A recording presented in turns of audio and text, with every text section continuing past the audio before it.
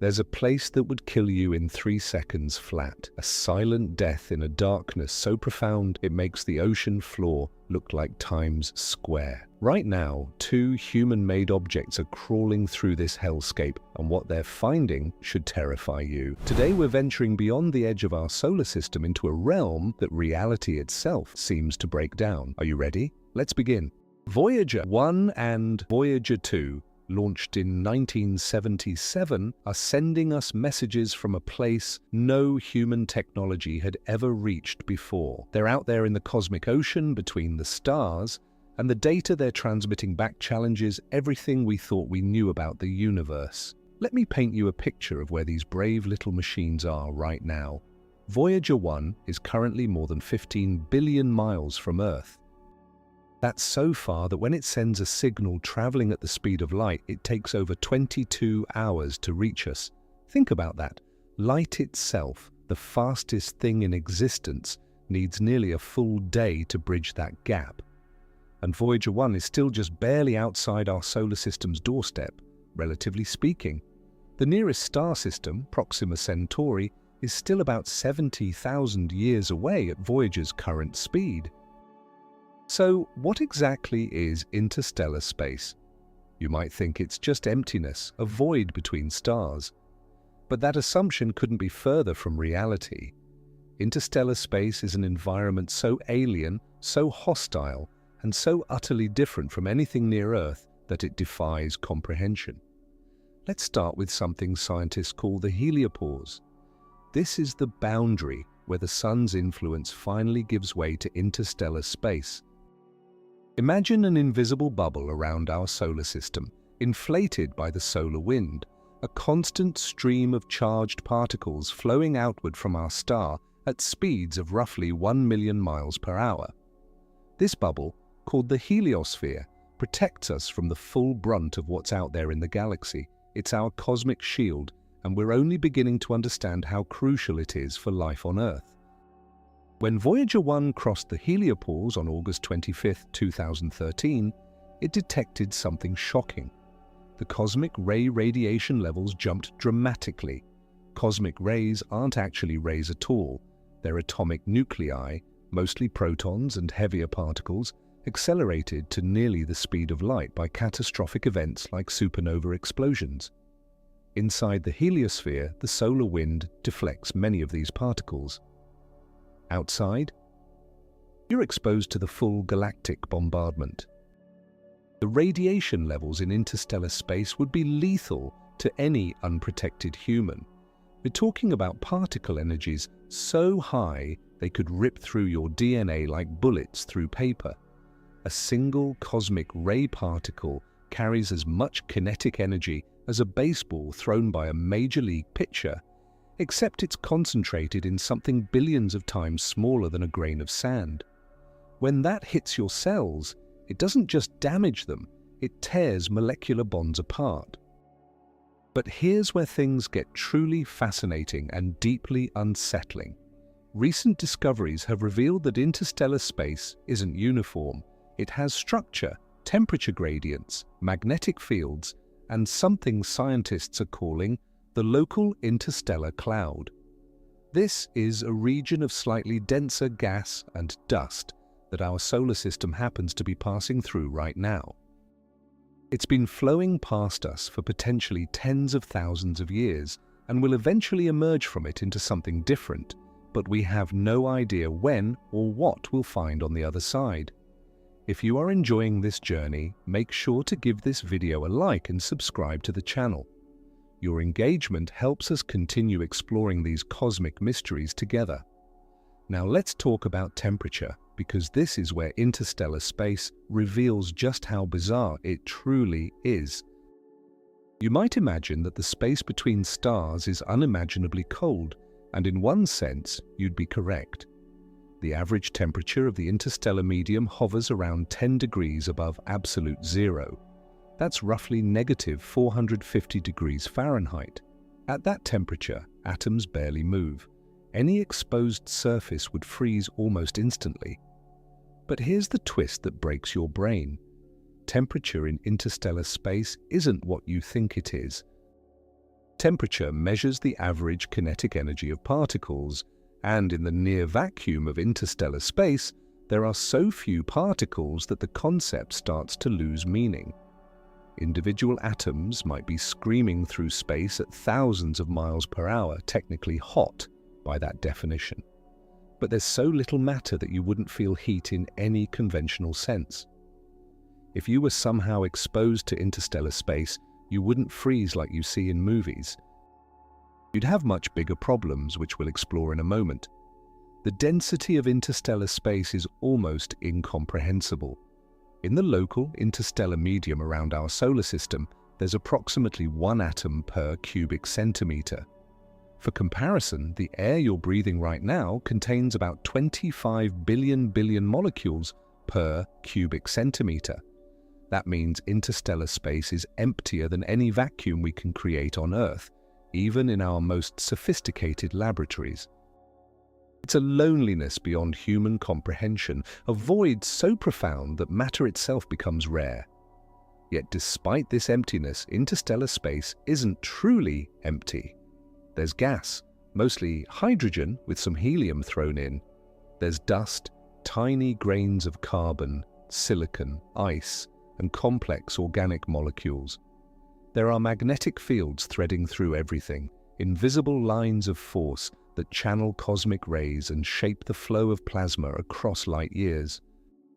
There are photons from ancient starlight, neutrinos passing through without interacting with anything, and gravitational waves rippling through the fabric of space-time itself. Scientists at the James Webb Space Telescope recently made a groundbreaking discovery that has rewritten our understanding of interstellar space. In February of 2026, researchers announced they had directly detected molecular hydrogen in a dark molecular cloud called Barnard 68 that was excited by cosmic rays. This might sound technical, but let me explain why this matters. For decades, scientists could only infer cosmic ray intensity in interstellar space through indirect measurements. Now, thanks to Webb's infrared capabilities, we can directly observe cosmic ray interactions with gas. This turns molecular clouds into natural cosmic ray detectors the size of light years. What this tells us is profound. Cosmic rays are the dominant source of ionization in the cold, dark regions between stars where new solar systems form. They drive the chemistry that creates complex molecules. They regulate temperatures in molecular clouds. They enable gas to couple with magnetic fields, which in turn controls how quickly clouds collapse to form stars and planets. In a very real sense, cosmic rays sculpted the conditions that allowed our solar system, and ultimately us, to exist. Recent data from Voyager 1 has revealed something that scientists didn't expect. Between 2013 and 2021, the spacecraft measured cosmic ray isotopes in what researchers call the very local interstellar medium, the specific patch of galactic space right outside our solar system's doorstep. What they found challenges decades of assumptions about where cosmic rays come from and how they travel through the galaxy. The evidence suggests something remarkable. There are no significant cosmic ray sources within roughly 150 to 200 parsecs of our solar system. A parsec is about 3.26 light-years, so we're talking about a bubble around us roughly 500 to 650 light-years across, with no major cosmic ray producers nearby. This means the cosmic rays bombarding interstellar space near us were accelerated somewhere far away, probably by supernova remnants hundreds of light-years distant, and have been traveling through the galaxy ever since, slowly losing energy as they interact with magnetic fields and gas. Think about the implications for a moment. These particles striking Voyager's instruments right now might have been born in a stellar explosion that happened when Earth was in the Middle Ages, or perhaps when dinosaurs still walked our planet. They've journeyed across vast stretches of the galaxy, threading through interstellar clouds deflected by magnetic fields, outliving the very stars that created them. Each cosmic ray carries a story written in its energy signature and composition, a message from distant corners of our galaxy. But there's another twist in this tale that gets even stranger. The Voyager data revealed something unexpected in the composition of cosmic rays, evidence for what scientists call primary deuterium and boron. Normally, these elements form when heavier cosmic rays smash into interstellar gas. They're called secondary particles because they're fragments of something else. But the measurements suggest some deuterium and boron are being accelerated directly at their sources, making them primary cosmic rays. This was unexpected, and it's forcing astrophysicists to reconsider their models of how particle acceleration works in the extreme environments around neutron stars and supernova shocks. This is the beauty of exploration. We send instruments into the unknown, and reality surprises us. Every answer spawns new questions. Each mystery solved reveals deeper layers of complexity. That's why science isn't a collection of facts to memorize. It's a living, breathing adventure of discovery, and we're all participants in it.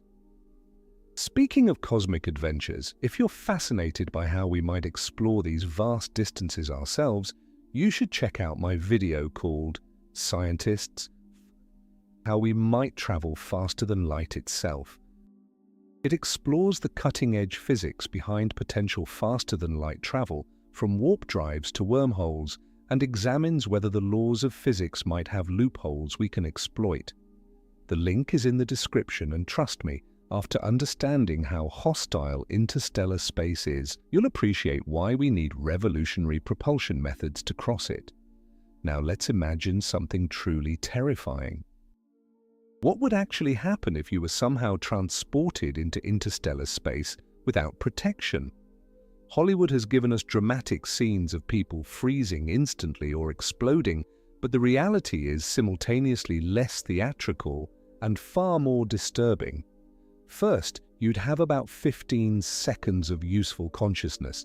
That's how long it takes for oxygen-depleted blood to reach your brain after your last breath.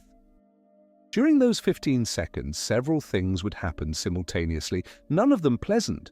The pressure difference would cause the air in your lungs to rapidly expand. If you tried to hold your breath, your lungs could rupture, so counterintuitively, the first rule of surviving sudden decompression is to exhale. The saliva on your tongue would begin to boil, not from heat, but because the boiling point of water drops dramatically as pressure decreases. At the near-zero pressure of interstellar space, water boils at body temperature. Your exposed tissues, eyes, mouth, nose, would experience what's called ebulism, where dissolved gases in body fluids form bubbles. It's similar to what happens to deep-sea divers who surface too quickly, except far more rapid and severe. Your body wouldn't explode though. Skin and tissue are surprisingly tough, and they'd maintain enough structural integrity to keep you mostly intact. But you'd swell significantly as water vapor formed under your skin, potentially doubling in size. Capillaries near the surface might rupture, causing extensive bruising. Your exposed eyes would suffer immediate and severe damage from both the pressure change and radiation. Then there's the temperature issue, which works differently than you might think. In the vacuum of space, there's almost nothing to conduct heat away from your body. You'd lose heat primarily through radiation, which is actually a slow process. You wouldn't freeze solid for hours. Instead, you'd lose consciousness from oxygen deprivation long before temperature became the critical factor. The water on your skin and in your mouth would evaporate rapidly, causing some cooling, but core body temperature would drop gradually. But here's what makes interstellar space specifically so much worse than just being in the vacuum near Earth: the radiation. In interstellar space, there's no planetary magnetic field to deflect charged particles, no heliosphere to reduce cosmic ray intensity, nothing between you and the full fury of galactic radiation. High-energy particles would be passing through your body continuously, each one leaving a trail of ionized molecules and broken chemical bonds. A single cosmic ray striking a cell nucleus can cause catastrophic DNA damage. Your body has repair mechanisms for this, but they require time and functioning cellular machinery. In the acute radiation environment of interstellar space, damage would accumulate faster than repairs could occur. If you somehow survived the immediate effects of decompression, which you wouldn't, but let's imagine, the radiation exposure would be fatal within hours to days, depending on the local cosmic ray flux. Even more insidious are the secondary particles. When cosmic rays hit your body's atoms, they can create showers of secondary radiation, lower energy particles spreading out from the impact point like shrapnel from an explosion. This multiplies the damage. A single high-energy ion nucleus plowing through your brain could disrupt thousands of neurons along its path, potentially causing immediate cognitive effects. NASA scientists studying long-duration spaceflight to Mars have expressed serious concerns about cosmic ray exposure, and that's inside our heliosphere, where radiation levels are much lower than interstellar space. Astronauts on a 3-year Mars mission might face a 5 to 10% increase in lifetime cancer risk just from cosmic rays. In interstellar space, unshielded, you'd receive that dose in days. This brings us to one of the greatest challenges facing interstellar exploration: shielding. You can't simply make walls thicker and expect to solve the problem. Cosmic rays are so energetic that most materials just cause them to fragment into secondary particle showers.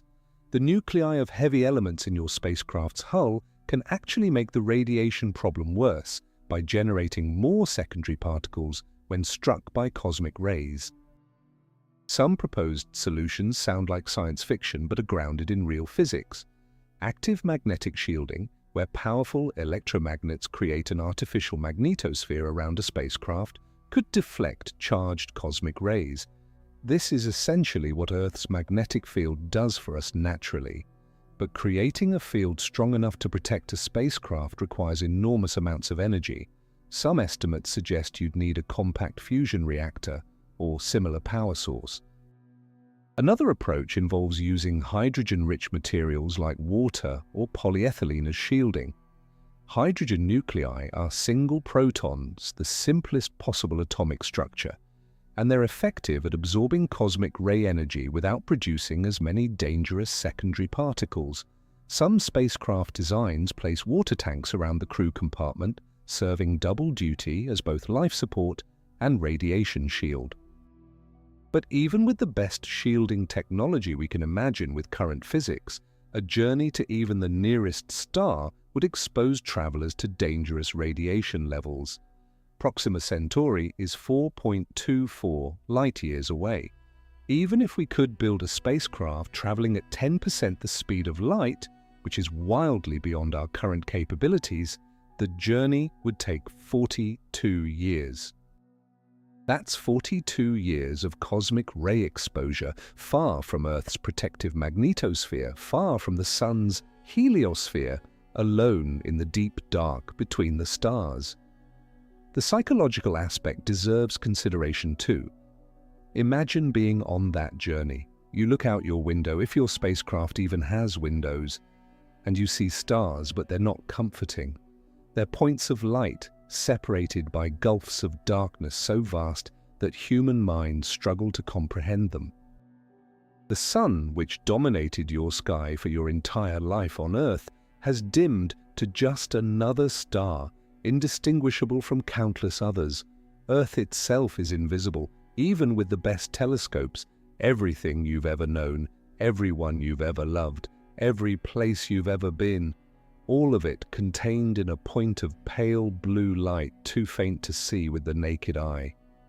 The isolation would be absolute in a way that no human has ever experienced. Even astronauts on the moon could look up and see Earth hanging in the sky, a tangible connection to home. Even Mars explorers will see that pale blue dot in their night sky, knowing humanity is there, just minutes away by radio signal. But in interstellar space, light-speed communication delays stretch to years. Send a message home, and your children might be grown before you receive a reply. You're not just physically isolated, you're temporally separated, living in a different time frame than everyone you left behind. The astronauts of such a mission would need psychological resilience beyond anything we've seen. Research from isolated environments like Antarctic research stations and submarine missions gives us clues, but nothing truly compares. These are months-long missions with the knowledge that home is reachable in emergencies. An interstellar journey offers no such comfort. Equipment failure, medical emergency, navigation error, any critical problem becomes unsurvivable when the nearest help is light years away. You are utterly, completely on your own. Yet despite these overwhelming challenges, humanity has taken its first stumbling steps into this hostile realm. Those Voyager spacecraft we discussed earlier are our ambassadors to interstellar space, and they're still talking to us nearly 50 years after launch. Let that sink in. In 1977, when these probes left Earth, the world had no personal computers, no internet, no cell phones. The most advanced calculator was less powerful than the chip in a modern greeting card. Yet the Voyagers were built so well, with such redundancy and clever engineering, that they're still functioning in an environment they weren't specifically designed for. The story of how Voyager 1 discovered the Heliopause boundary is fascinating. Scientists knew it was coming. They'd been watching the data for years as the spacecraft crept toward the edge of known space. The solar wind pressure gradually decreased. Energetic particle readings fluctuated. Then, over the course of several weeks in August 2013, multiple instruments detected a dramatic shift.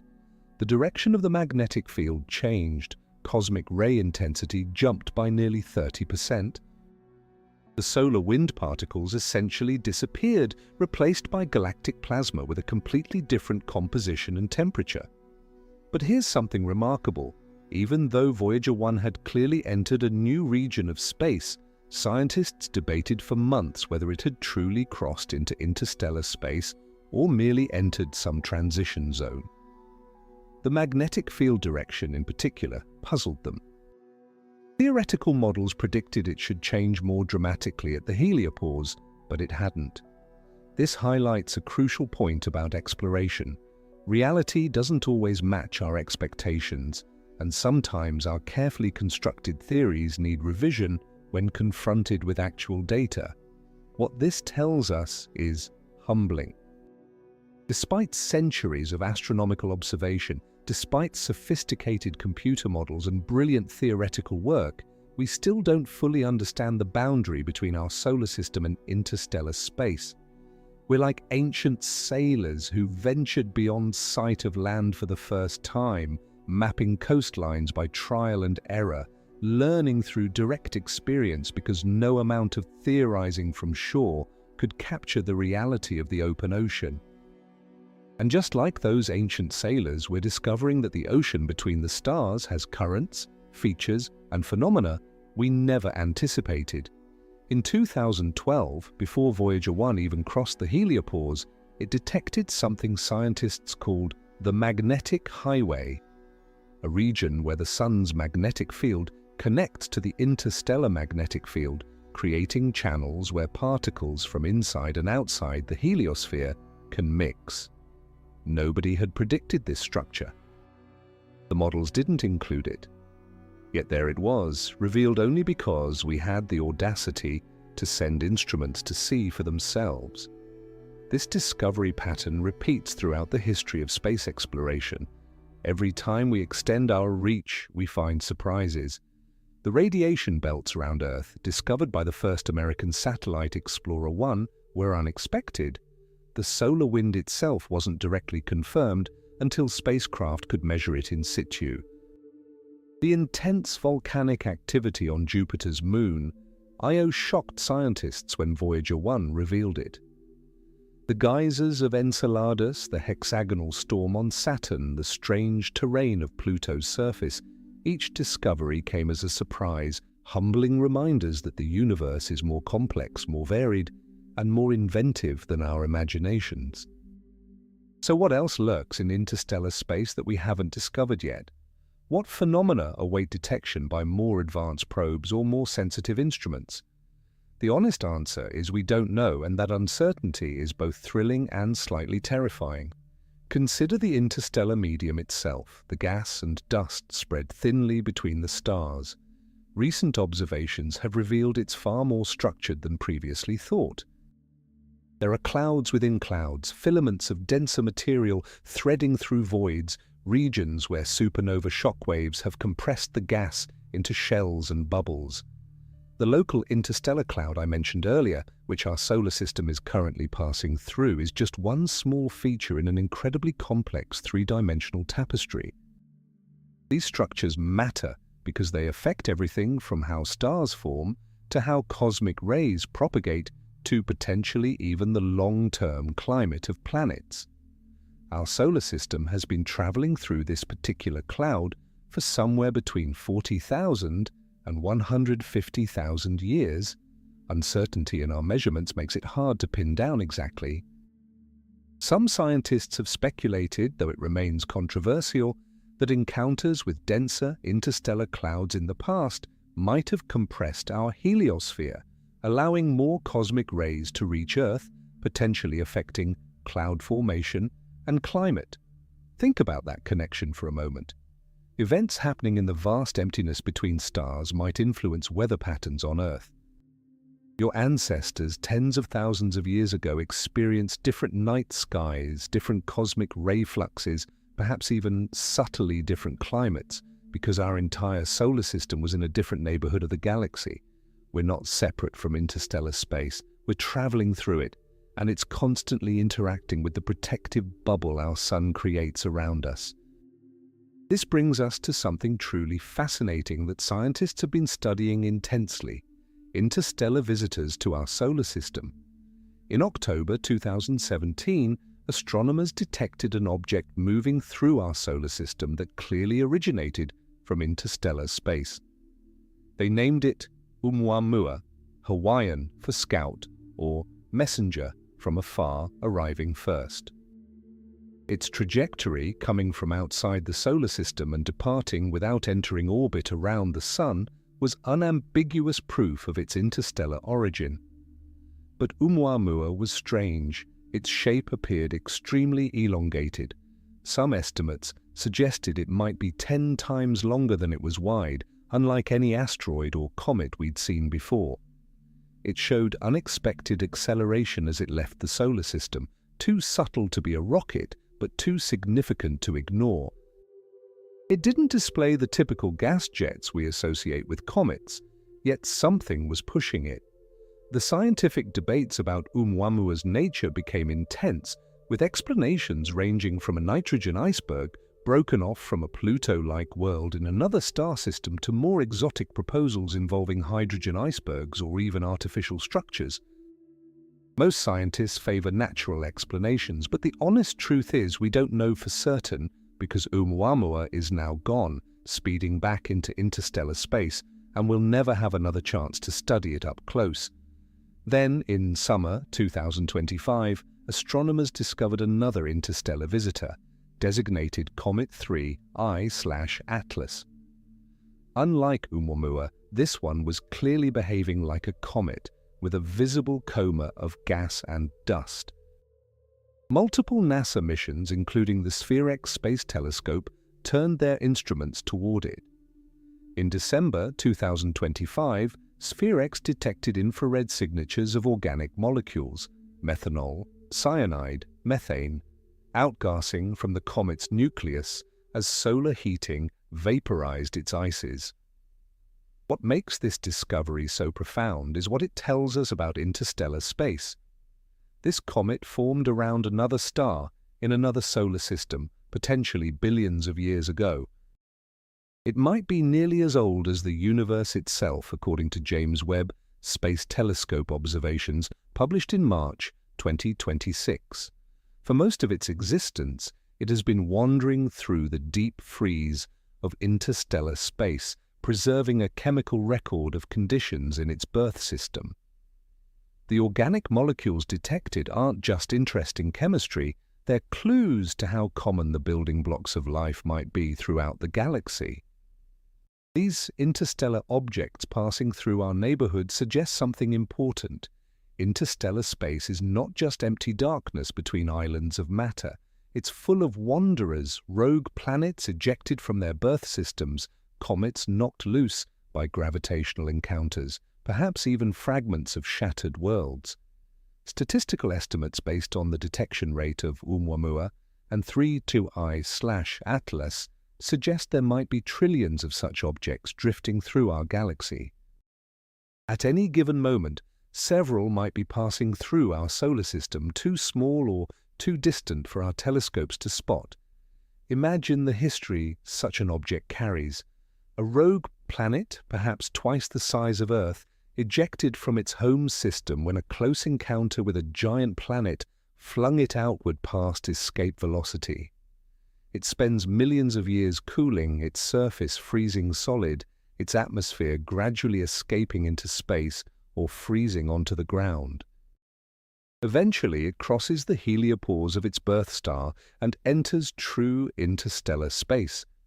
It's alone now, orbiting the galactic center itself rather than any star, traveling through the darkness for hundreds of millions of years. Occasionally it passes through molecular clouds, thin veils of gas that accumulate on its frozen surface. Cosmic rays constantly bombard it, slowly altering its chemistry. It witnesses supernovae from a distance, sees stars born and die, crosses spiral arms, threads through stellar clusters. Then, billions of years after its ejection, it happens to pass through another star system, ours. It spends a few months or years within our sun's influence, gets photographed by curious inhabitants of the third planet, and then continues on its eternal journey. From its perspective, if a world could have perspective, our solar system is just a brief interruption in eons of solitude. There's something deeply melancholic and beautiful about that image. It reminds us that on cosmic timescales, even planetary systems are temporary. Our sun will eventually die, our planets will be destroyed or ejected, and some remnants of our solar system will likely end up adrift in interstellar space, carrying whatever traces of our existence survive into an uncertain future. But let's bring things back to the present and talk about something that might seem contradictory. Despite being called empty space, the interstellar medium is actually where new stars and planets are born. Those molecular clouds we've mentioned several times are the nurseries of future solar systems. They're regions where the interstellar medium has become dense enough and cold enough that gravity can finally win the battle against the random motions of gas particles. The process of star formation within these molecular clouds is one of the most spectacular transformations in the universe. It starts with a slight overdensity, maybe from a passing shockwave from a distant supernova, or gravitational perturbations from a nearby star cluster, or just random fluctuations in the cloud itself. Gravity begins pulling material together. As the clump grows denser, it pulls in more material from its surroundings. The cloud begins to collapse. But here's where those cosmic rays we discussed earlier become crucial. They ionize the gas in the cloud, creating charged particles that interact with magnetic fields. This coupling between matter and magnetism provides support against gravitational collapse, slowing down the process. Without cosmic rays, molecular clouds would collapse much more rapidly, and the resulting stars would be different, possibly too massive, burning too quickly, leaving insufficient time for planets to form and life to emerge. So cosmic rays, those same dangerous particles that make interstellar space so hostile to life, are actually essential for creating the conditions where life can eventually arise. It's one of those beautiful paradoxes that makes the universe so fascinating. The radiation that kills also enables creation. The void that seems lifeless contains the seeds of future worlds. Inside the densest parts of these collapsing clouds, temperatures and pressures rise. When the core reaches about 10 million degrees Celsius, hydrogen fusion ignites. A star is born. The remaining material around the young star flattens into a rotating disk, the raw material for planets.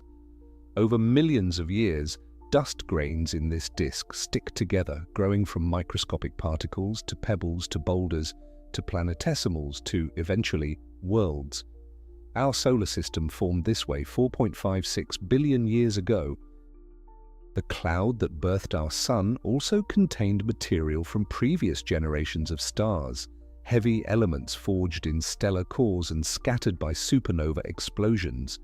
Every atom of carbon in your body, every oxygen molecule you breathe, every calcium atom in your bones was created inside a star that died before our sun was born.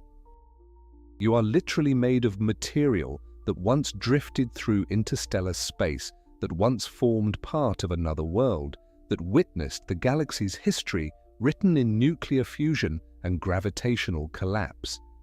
This is what I mean when I say we're not separate from interstellar space, we came from it. We're temporary arrangements of matter that spent billions of years scattered across the galaxy before gravity collected us into planets and chemistry organized us into life. When we look out at the darkness between stars, we're looking at our deep past and, eventually, our distant future. But here's something that should make you pause. The interstellar environment isn't constant. It changes over time as the galaxy evolves, as stars are born and die, as supernova remnants expand and fade, as spiral density waves sweep through the galactic disk. Our solar system has orbited the Milky Way roughly 20 times since it formed, experiencing different neighborhoods, passing through spiral arms and the voids between them, encountering molecular clouds of varying density. Some scientists have proposed that these changes in the interstellar environment might have had profound effects on Earth's history. When our solar system passes through a denser region of the galaxy, our heliosphere might compress, allowing more cosmic rays to reach the inner solar system. Increased cosmic ray flux could affect Earth's atmosphere, potentially influencing cloud formation and climate. Some researchers have even suggested correlations between Earth's orbit through the galaxy and major climate changes or extinction events, though these ideas remain controversial and difficult to prove definitively. What's not controversial is that the Sun's position in the galaxy has changed dramatically over Earth's history.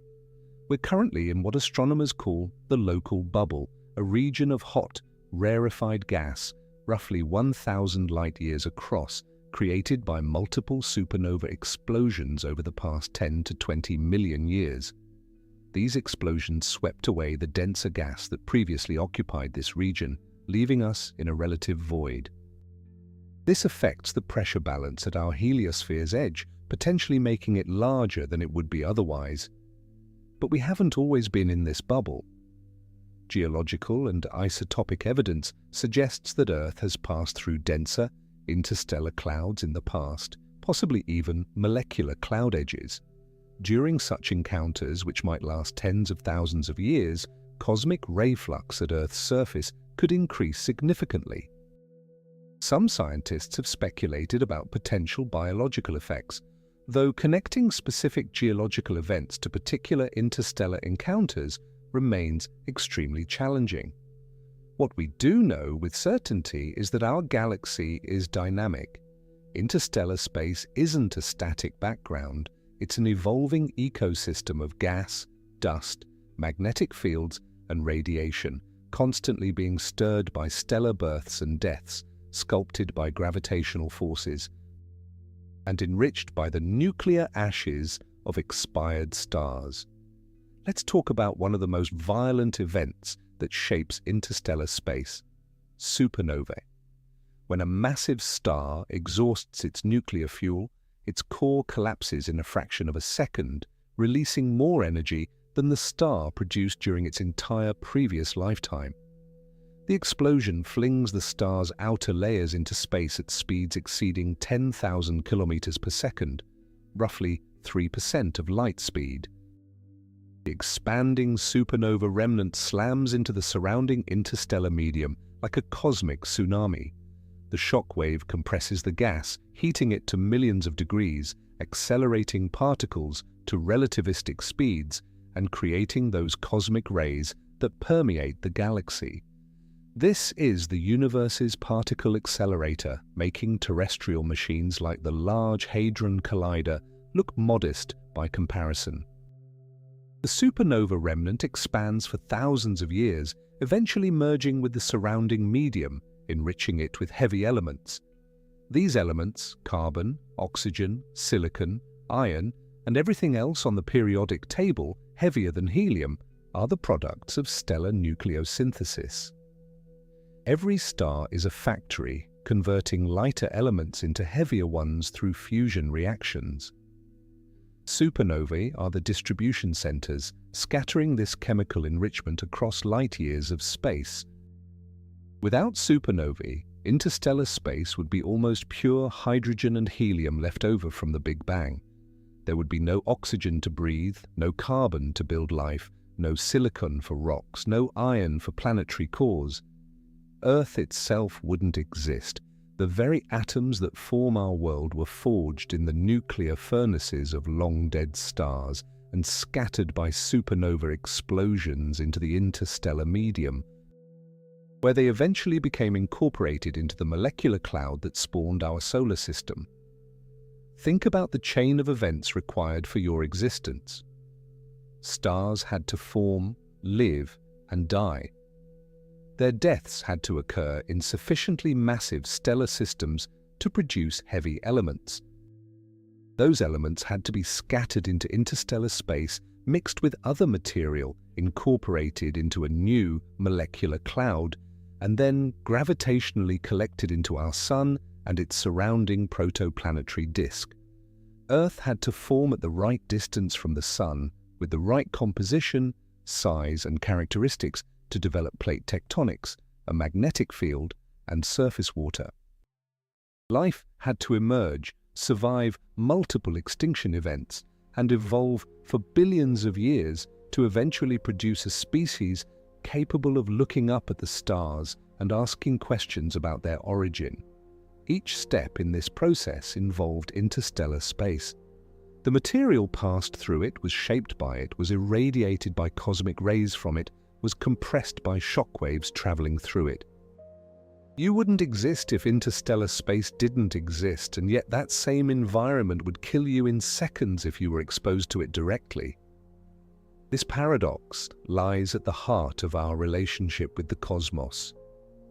We're children of the universe, born from stellar deaths and galactic processes, yet we're fragile, adapted to the incredibly narrow conditions found on Earth's surface. The cosmic processes that created us continue all around us, indifferent to our existence, following the blind laws of physics across scales we can barely comprehend. Let's zoom out for a moment and consider what interstellar space looks like on the galactic scale. Our Milky Way galaxy contains somewhere between 100 billion and 400 billion stars, depending on whose estimate you trust. The uncertainty itself is remarkable. We can count galaxies billions of light-years away with reasonable accuracy, but our own galaxy is harder to census because we're embedded within it, trying to map a forest while standing among the trees. These hundreds of billions of stars are separated by distances that dwarf anything in our solar system. The nearest star to our Sun, Proxima Centauri, is about 4.24 light-years away. That's roughly 40 trillion kilometers, or about 7,000 times the distance from the Sun to Pluto. If you could somehow drive a car at highway speeds through space, the journey to Proxima Centauri would take more than 40 million years. And Proxima Centauri is our nearest neighbor. Most stars are much farther apart. In the solar neighborhood, the average distance between stars is about 5 light-years.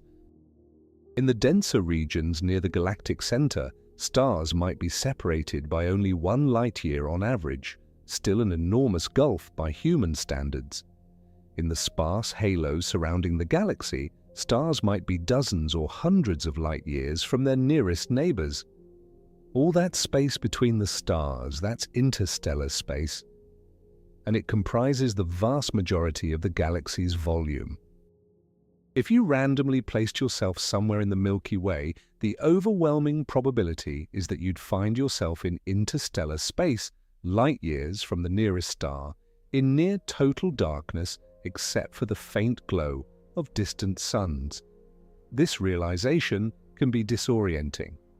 We think of galaxies as collections of stars, and they are, but really they're mostly empty space with stars scattered through them like glowing sand grains in a volume the size of a continent. The stars themselves, despite being enormous by everyday standards, are insignificant motes compared to the distances separating them. Yet this empty space isn't truly empty. We've discussed the gas and dust, the magnetic fields, the cosmic rays. But there's something else filling interstellar space, something we've only recently begun to understand: dark matter.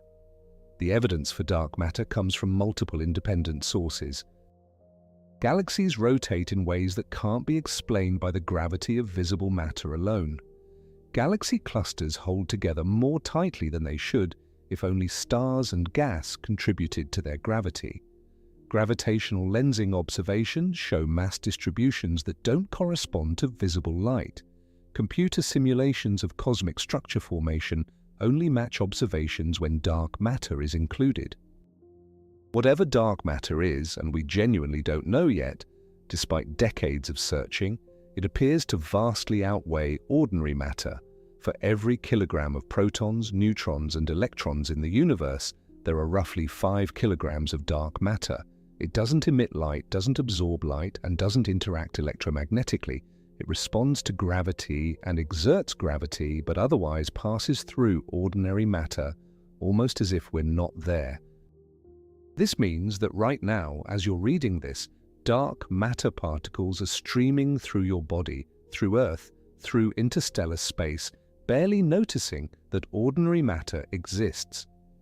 The interstellar medium we've been discussing, the gas, dust, cosmic rays, and magnetic fields, represents only about 20% of the matter actually present.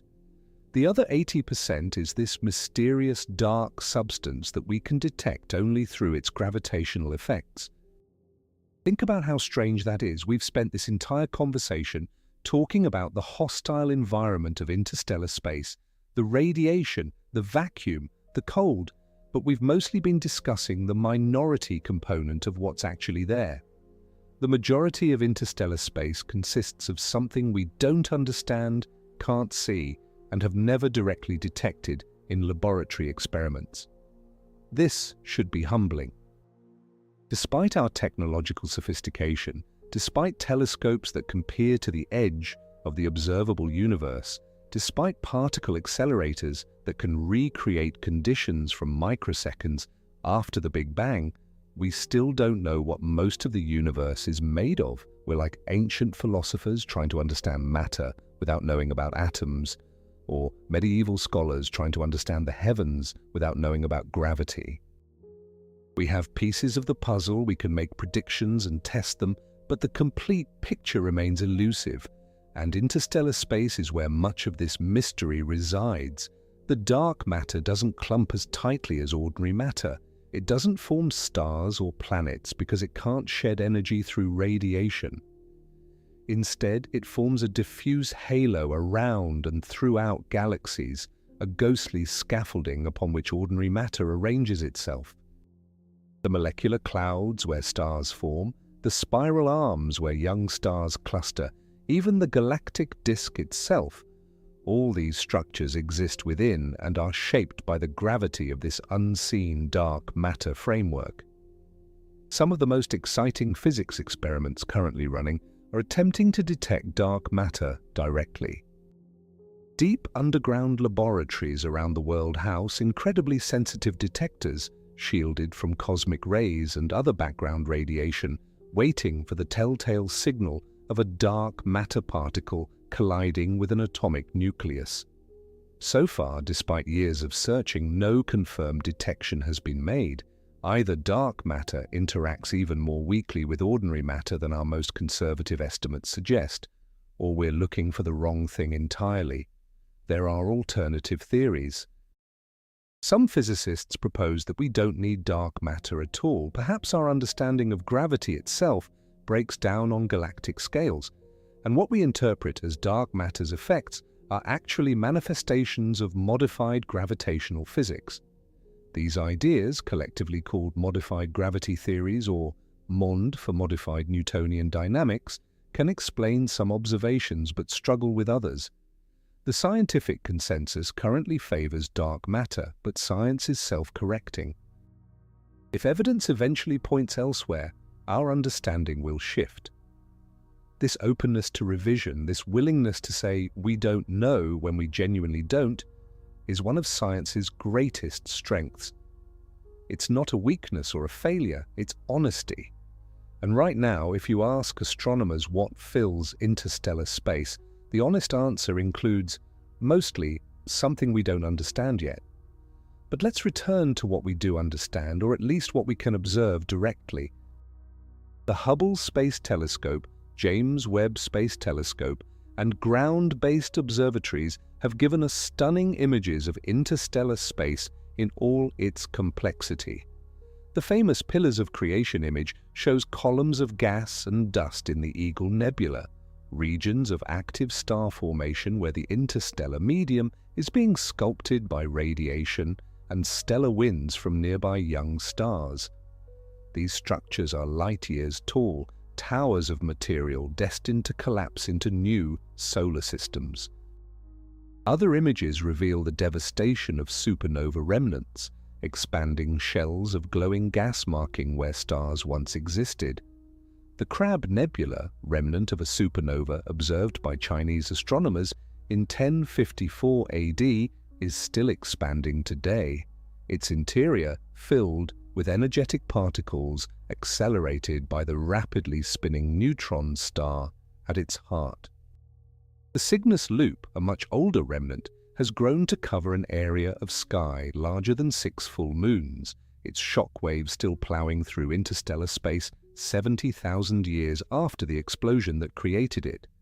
These images aren't just beautiful, they're educational tools showing us the life cycle of matter in our galaxy. Gas clouds collapse to form stars, stars fuse lighter elements into heavier ones, massive stars explode, scattering their enriched material back into interstellar space.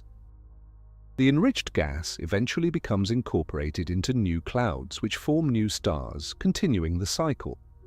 Our Sun is at least a third-generation star, possibly later, formed from material that had already been through multiple cycles of stellar birth and death. This recycling process has been happening for most of the universe's history. The first stars, formed from the pristine hydrogen and helium left over from the Big Bang, contained no heavy elements at all.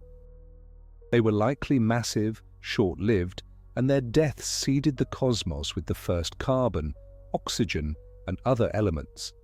Subsequent generations of stars incorporated this enriched material, lived their lives, and added their own contributions to the interstellar medium's chemical inventory.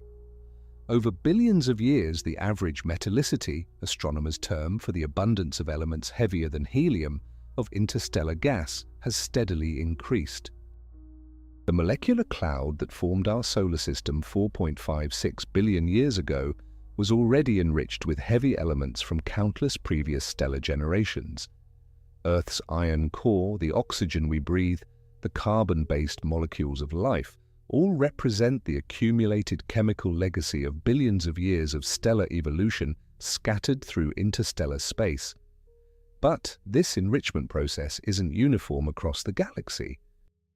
Regions of active star formation where massive stars are being born and dying relatively quickly become enriched faster. The galactic center, with its dense concentration of stars and frequent supernovae, has higher metallicity than the outer regions. The halo, populated by ancient stars formed when the galaxy was young, contains stars with very low metallicity, relics from an era when the universe was chemically simpler. Our Sun orbits within the galactic disk, roughly 26,000 light-years from the center. A comfortable middle-class neighborhood, neither too close to the chaotic center nor too far out in the sparse suburbs. This location isn't accidental to our existence. Closer to the galactic center, the stellar density is higher and supernova explosions are more frequent. A nearby supernova, say within a few dozen light-years, could strip away a planet's ozone layer, bathing the surface in lethal ultraviolet radiation. Too far from the center, and the metallicity might be too low to form rocky planets at all. Astrobiologists call this the galactic habitable zone, a region where conditions are favorable for the emergence of life.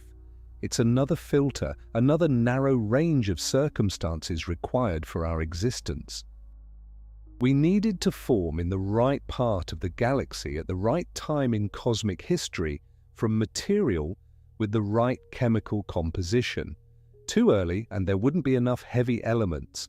Too close to the center and radiation would be too intense. Too far out and planets would struggle to form. Even within this favorable zone, our specific path through the galaxy matters. Our solar system doesn't follow a simple circular orbit. Like all stars, we oscillate above and below the galactic plane as we orbit, completing a full up-down cycle roughly every 64 million years. Some researchers have noticed an intriguing correlation. Earth's biodiversity seems to peak when we're near the galactic plane and decline when we're farthest from it. The proposed mechanism involves increased cosmic ray flux when we pass through the denser material concentrated in the galactic plane, potentially affecting cloud formation and climate. This idea remains controversial, and correlation doesn't necessarily mean causation. But it's fascinating to consider that events in Earth's biological history, the extinction of the dinosaurs, the diversification of mammals, major climate shifts, might be influenced by our position relative to the galactic plane, by our journey through different regions of interstellar space. Whether or not these specific connections hold up to scrutiny, they illustrate an important point. Earth isn't isolated from the galaxy. We exist within a cosmic context that affects us in ways we're only beginning to understand. The composition of the interstellar medium, the flux of cosmic rays, even our position in the galactic magnetic field, all these factors potentially influence conditions on our world. Now let's consider what interstellar travel would actually require from an engineering standpoint, because the challenges are almost absurdly difficult. The fastest human-made object ever launched is the Parker Solar Probe, which reached speeds of about 190 kilometers per second during its close approaches to the Sun. That's incredibly fast by everyday standards. Los Angeles to New York in about 20 seconds, but in interstellar terms, it's glacially slow. At that speed, reaching Proxima Centauri would take about 6,700 years. The Voyager spacecraft, currently in interstellar space, are traveling at roughly 17 kilometers per second relative to the Sun. At that pace, they'd take about 75,000 years to reach Proxima Centauri, if they were aimed in that direction, which they're not. In reality, Voyager 1's closest approach to another star won't happen for about 40,000 years, when it passes within about 1.6 light-years of a star called Gliese 445. To make interstellar travel practical within a human lifetime, we'd need to achieve a significant fraction of light speed, say 10 to 20%. At 10% of light speed, the journey to Proxima Centauri would take about 42 years. Still a lifetime, but at least theoretically survivable by a human crew or their descendants. But accelerating even a small spacecraft 10% of light speed requires staggering amounts of energy. Using conventional rocket propulsion is essentially impossible because of the tyranny of the rocket equation. Every kilogram of payload requires fuel to accelerate it, but that fuel has mass that also needs to be accelerated, which requires more fuel, which adds more mass, in a vicious cycle. The amount of propellant required grows exponentially with the desired velocity change. To reach relativistic speeds, you'd need a rocket with a mass ratio, total mass divided by payload mass, measured in billions or trillions, depending on your propulsion system's efficiency. Various alternatives have been proposed. Nuclear pulse propulsion, using nuclear explosions to push a spacecraft forward, could potentially reach a few % of light speed. Fusion rockets, if we can ever make controlled fusion work efficiently, might do somewhat better. Antimatter rockets could theoretically achieve very high speeds, but we can currently produce antimatter only in microscopic quantities at enormous cost, and storing it safely presents seemingly insurmountable challenges. One of the most promising concepts for interstellar travel doesn't carry its energy source at all. Beam-propelled concepts like laser sails or magnetic sails would be pushed by energy beamed from the departure point. The Breakthrough Starshot initiative, announced in 2016, proposed using ground-based lasers to accelerate tiny gram-scale spacecraft to 20% of light speed, potentially reaching Proxima Centauri in about 20 years. The project faces enormous technical challenges, building sufficiently powerful lasers, creating ultra-lightweight, yet functional spacecraft, protecting the delicate electronics from dust impacts at relativistic speeds, but at least it doesn't violate any known laws of physics. Even if we solve the propulsion challenge, interstellar travelers would face numerous other hazards. At relativistic speeds, even individual hydrogen atoms become dangerous projectiles. A collision with a dust grain at 20% of light speed releases energy comparable to a hand grenade. The spacecraft would need substantial shielding, adding mass and complexity. Navigation becomes critical. At such speeds, course corrections are expensive, and missing your target means overshooting into the void with no realistic possibility of return. Communication presents its own challenges. Radio signals travel at light speed, so as the distance grows, communication delays stretch from minutes to hours to years. A spacecraft near Proxima Centauri would experience a 4-year delay each way. Send a message asking for help with a technical problem, and you'd wait 8 years for a response, assuming anyone at home still cares, still monitors your signal, still has the expertise to help. The psychological burden of such isolation is difficult to overstate. Then there's the question of what happens to human physiology during decades or centuries in space. We know from International Space Station research that microgravity causes bone density loss, muscle atrophy, vision problems, and immune system changes. Cosmic radiation increases cancer risk and may cause cognitive impairment.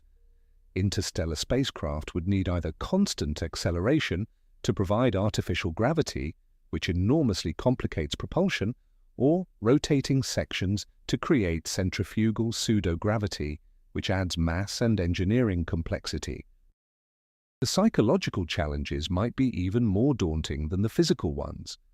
Imagine being part of a crew sealed inside a spacecraft for decades, with Earth becoming an increasingly faint point of light behind you, knowing you'll never return, that everyone you knew before launch will be dead or ancient by the time you arrive, that you're utterly dependent on your ship's systems and your crewmates for survival.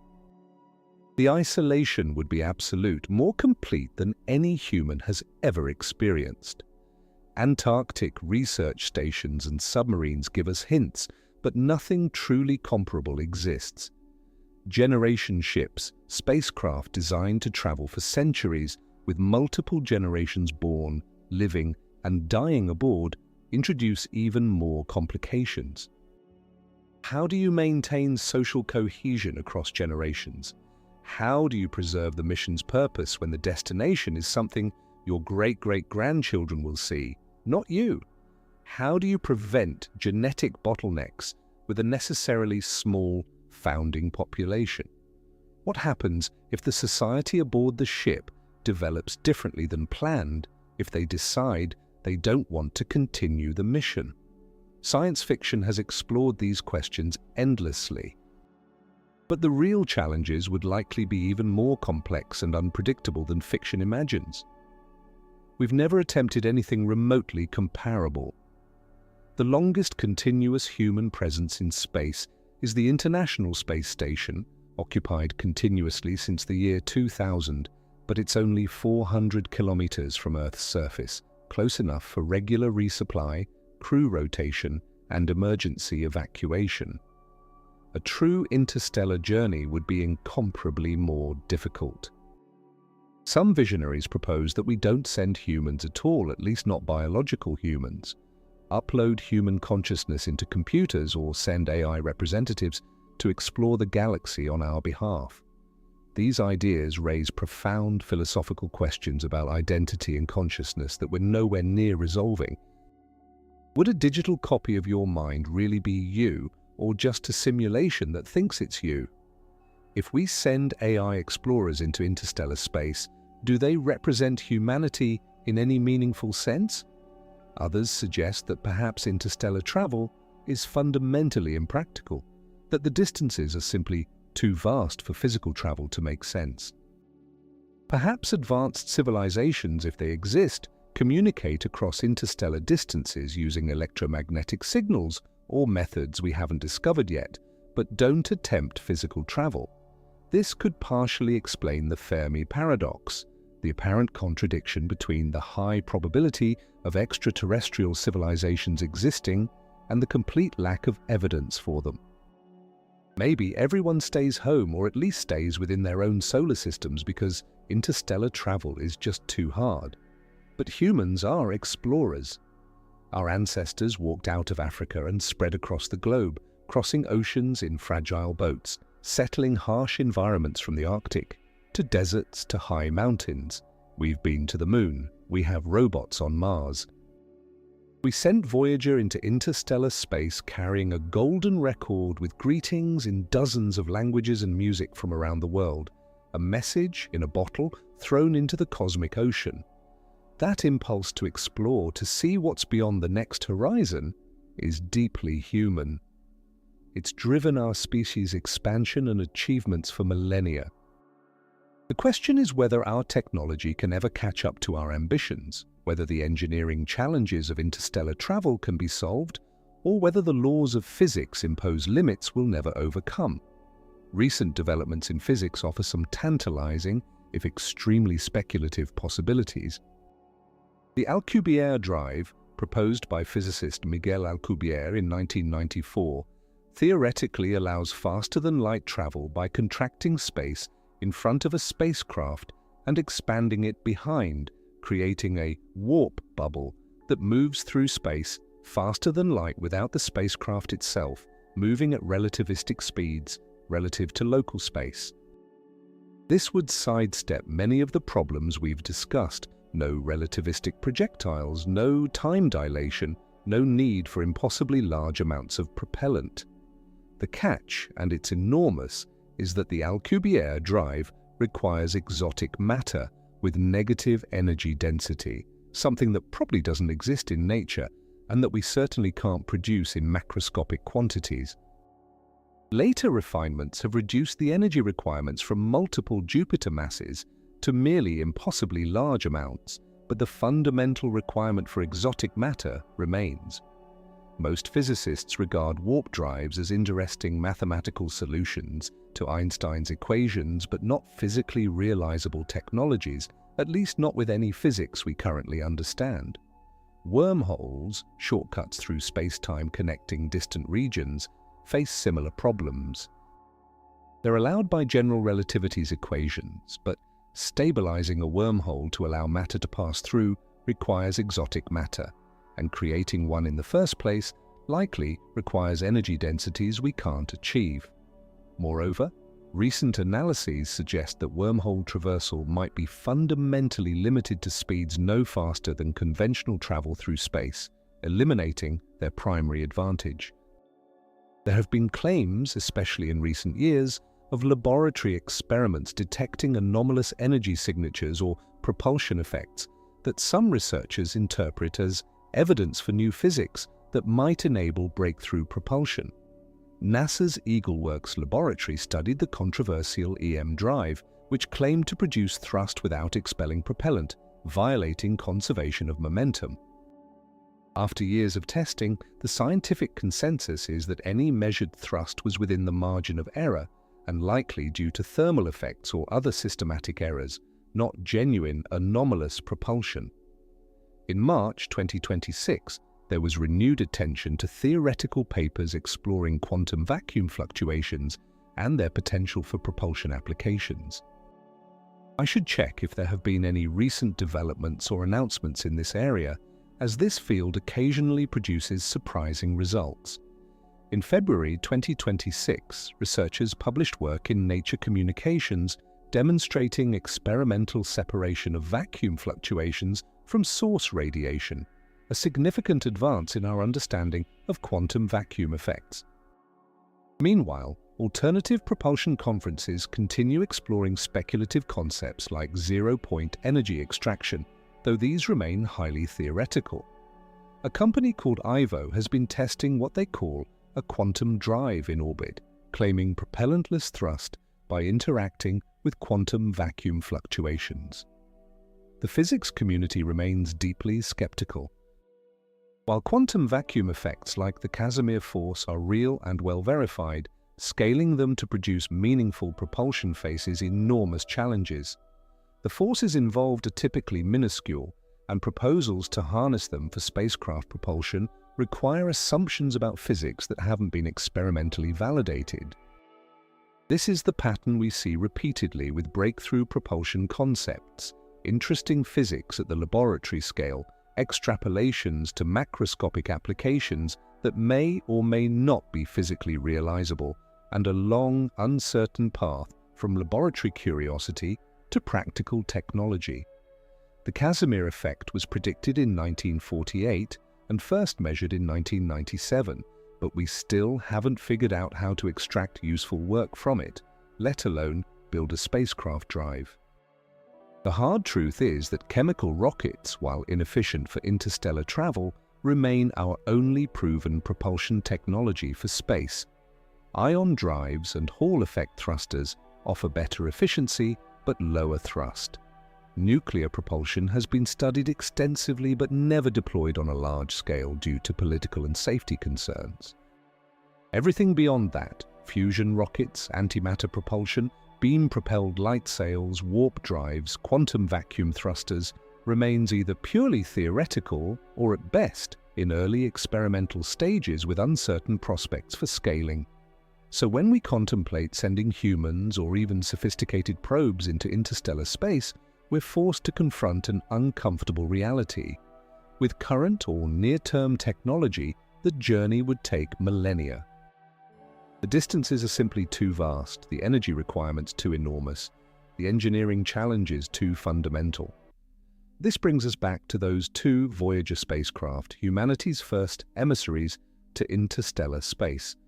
They're not trying to reach another star. They have no specific destination. They're simply drifting outward, powered by decaying plutonium-238 that will eventually fail, leaving them silent and dark, coasting through the void on momentum alone.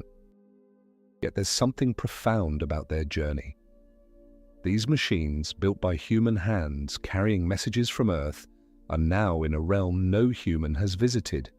They're experiencing interstellar space directly, measuring its properties, sending back data about conditions in this alien environment.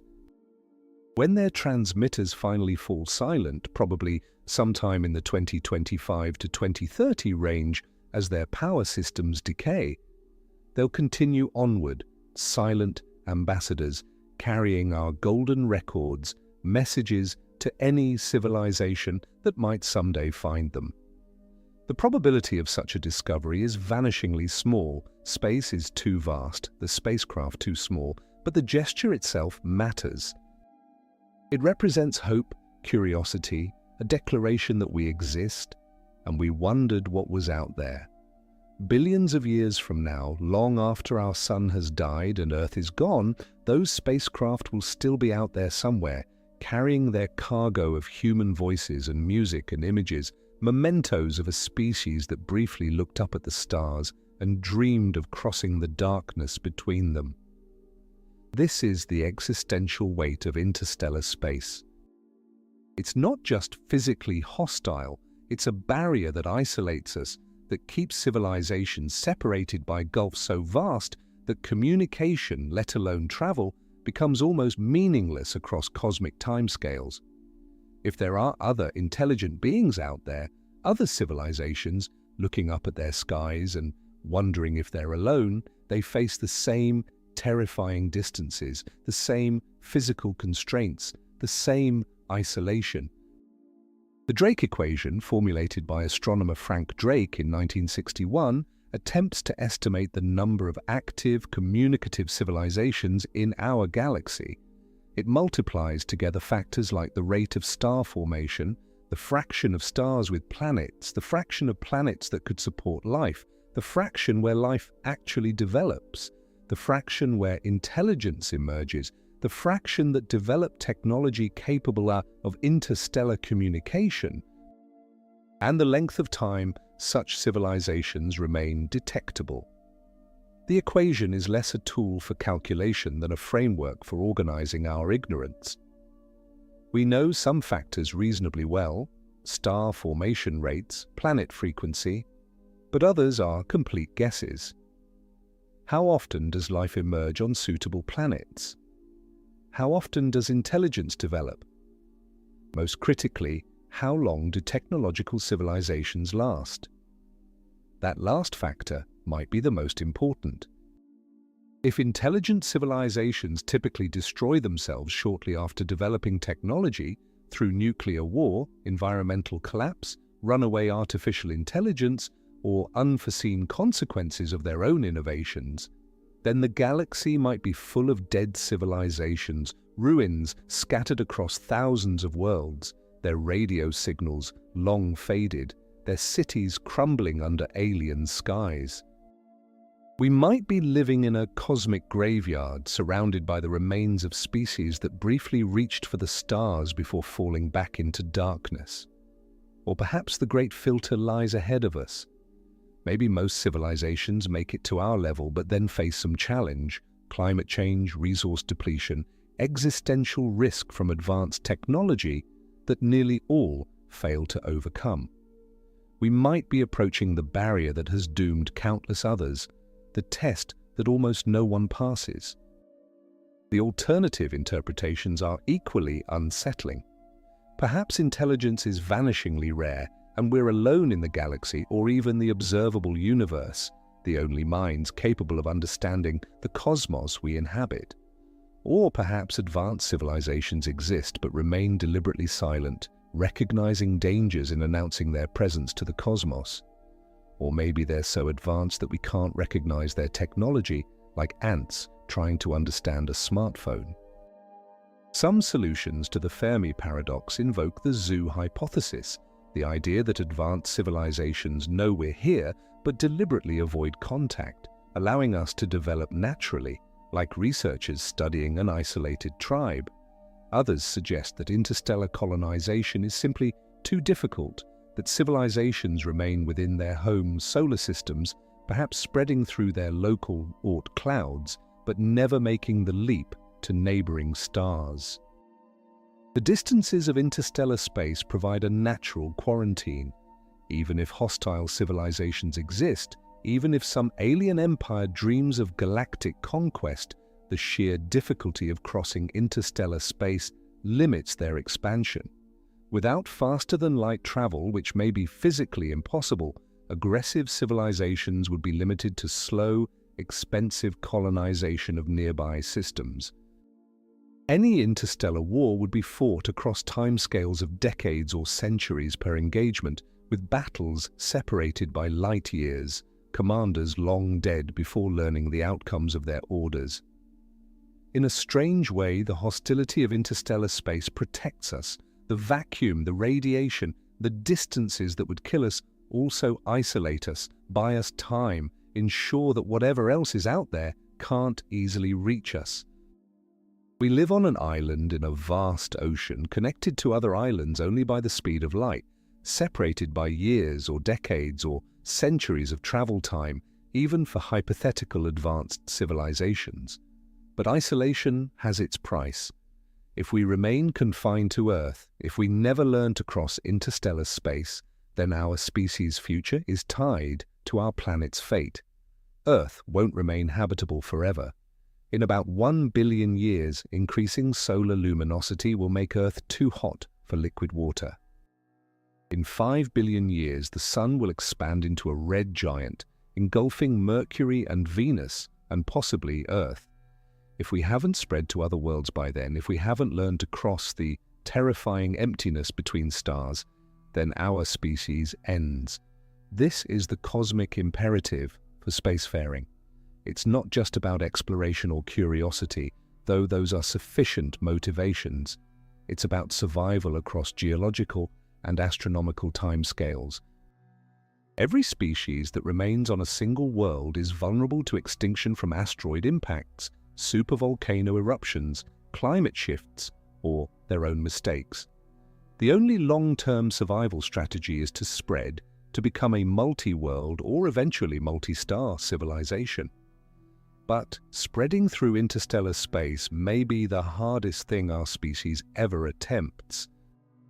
It would require technology far beyond our current capabilities, social organization that can maintain coherence across generations, resources measured in significant fractions of planetary economies, and a willingness to commit to projects whose benefits won't be realized for centuries or millennia.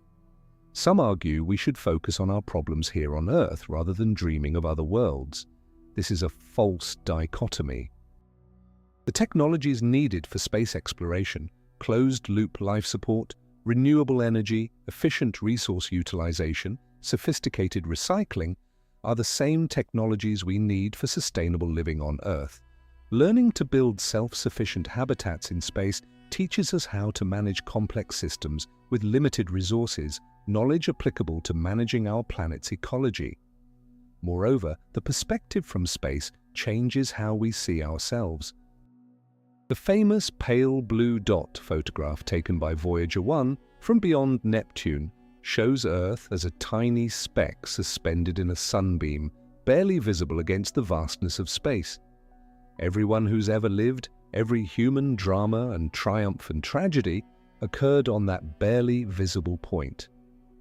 Seeing Earth this way, as a fragile oasis in an unimaginably vast and hostile cosmos, provides perspective that might help us appreciate what we have and work together to preserve it. Carl Sagan's reflection on that photograph remains powerful. Look again at that dot. That's here, that's home, that's us. On it, everyone you love, everyone you know, everyone you ever heard of, every human being who ever was, lived out their lives on a mote of dust suspended in a sunbeam. The photograph and Sagan's words remind us of our cosmic context. We live on a small world orbiting an average star in an unremarkable region of a typical spiral galaxy, one of hundreds of billions of galaxies in the observable universe. The interstellar space we've been discussing, so vast and hostile from our perspective, is just the local neighborhood. The intergalactic spaces between galaxies are far more extreme, voids millions of light years across, where the density of matter approaches the average density of the universe itself, where a traveler would see only a handful of distant galaxies and the cosmic microwave background. Yet even in our isolation, even facing distances that seem impossible to cross, we've learned extraordinary things about the universe. Through telescopes and mathematics, we've measured the size and age of the cosmos. We've discovered that the universe is expanding, that it began in a Big Bang nearly 14 billion years ago, that its fate depends on the balance between expansion and gravity. We've detected gravitational waves from colliding black holes, observed planets around other stars, and found complex organic molecules in interstellar space. We've accomplished this without leaving our solar system, without crossing even 1 light year of interstellar space. Imagine what we might learn if we could actually go there, if we could sample interstellar dust directly, measure magnetic fields in situ, observe the galaxy from multiple vantage points separated by light years. Every fundamental advance in astronomy has come from new vantage points or new observational capabilities. Interstellar exploration would provide both. But perhaps the most important reason to attempt crossing interstellar space, despite all the difficulties, is simply because it's there. Humans are explorers. It's fundamental to who we are as a species. We've explored every continent, sailed every ocean, climbed the highest mountains, descended to the ocean depths, and sent machines to every planet in our solar system. The next frontier, the one that will challenge us more profoundly than anything we've previously attempted, is the darkness between stars. The journey won't happen quickly. It will require dedication across generations, technological innovations we can barely imagine, and resources on a scale we've never mobilized for a peaceful purpose. But if we're serious about our species' long-term survival, if we want to answer the question of whether we're alone in the universe, if we retain that exploratory spirit that's driven human achievement throughout history, then eventually we must face the terrifying emptiness of interstellar space. If you made this far, make sure to give this video a thumbs up and subscribe to the channel. And if this exploration of the vast emptiness between stars has fascinated you, I've created something special for you. Check out the video at the left side of the screen. The terrifying distance to Alpha Centauri. I break down the mind-bending scale of reaching even the closest star system in ways that will fundamentally change how you see our place in the cosmos. The distances we've discussed here become viscerally real when you see them visualized. See you there.